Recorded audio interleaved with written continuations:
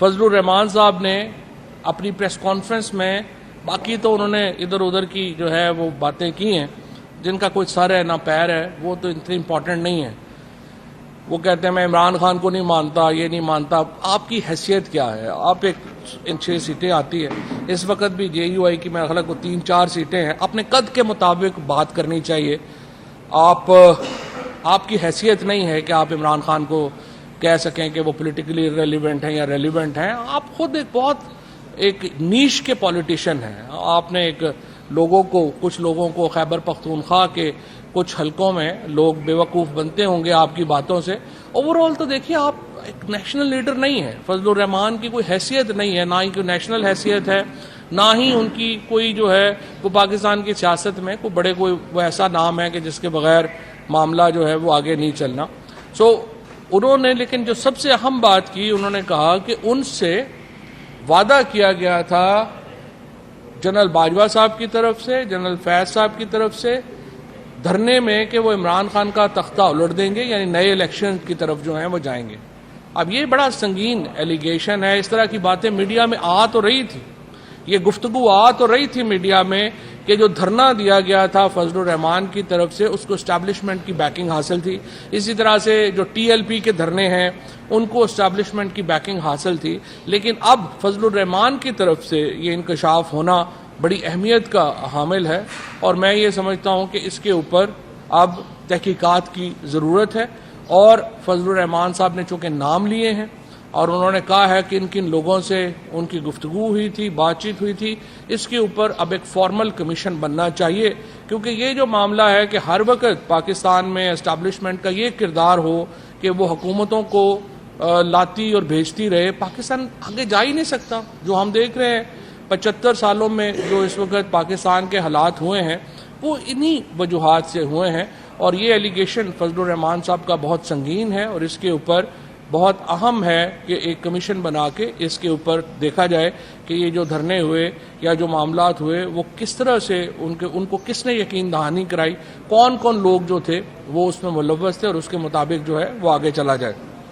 कल लाहौर में लॉयर्स की बहुत बड़ी एक पाकिस्तान के जो सबसे जयद, सबसे बड़े जो लीगल ब्रेन्स हैं, जो कानूनी दिमाग हैं पाकिस्तान के, वो बैठे हैं और उन्होंने जो पाकिस्तान के अंदर कॉन्स्टिट्यूशनल क्राइसिस है उसके ऊपर बड़ी तफसीली बातचीत की है। और उन तमाम का ये कंसेंसस है 2 बातों के ऊपर। पहली बात ये कि इलेक्शन होने ज़रूरी नहीं है, ये आइनी रिक्वायरमेंट है, इसके बगैर गुजारा ही नहीं है। और दूसरा ये कि सुप्रीम कोर्ट के अहकामात के ऊपर अमल दरामद होना लाजम है।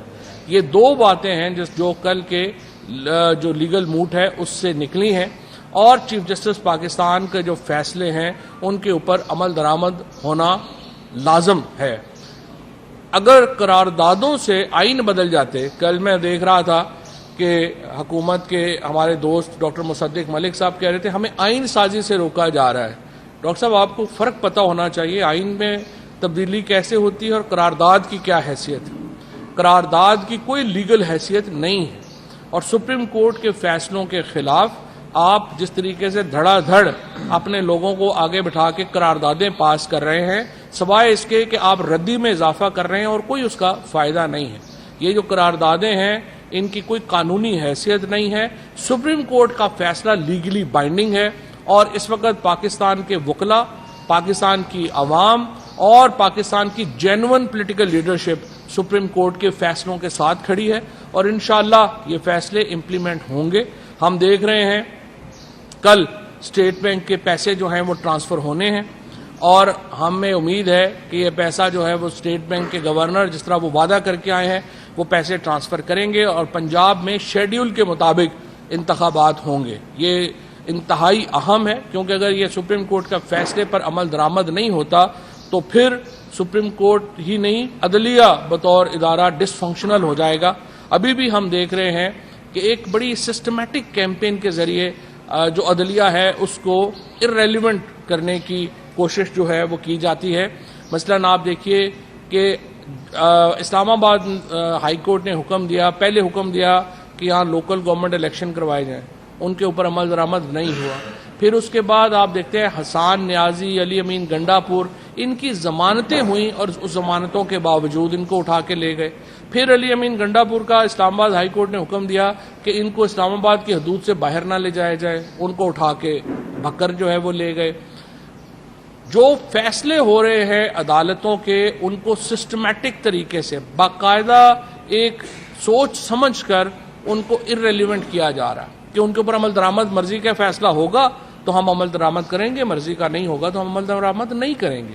اس کے نتیجے میں پوری جوڈیشری بیٹھ جائے گی اگر اب سپریم کورٹ کے فیصلے کے اوپر عمل درآمد نہیں ہوتا. ہم دیکھ رہے ہیں ججز کی فیملیز کے اوپر، ججز کے اوپر جس طرح سے کیمپین بنائی جاتی ہے. ایک ارریلیونٹ آدمی جس کی کوئی حیثیت ہی نہیں ہے، جس کو کوئی جانتا نہیں ہے، وہ جا کے کرتا ہے، ریفرنس ڈالتا ہے چیف جسٹس پاکستان کے اوپر اور 8 سپریم کورٹ کے ججز کے اوپر، اور پیمرا فون کرتی ہے ٹیلی ویژن چینلز کو کہ یہ ریفرنس جو ہے اس کو آپ نے مین ہیڈ لائنز میں جگہ دینی.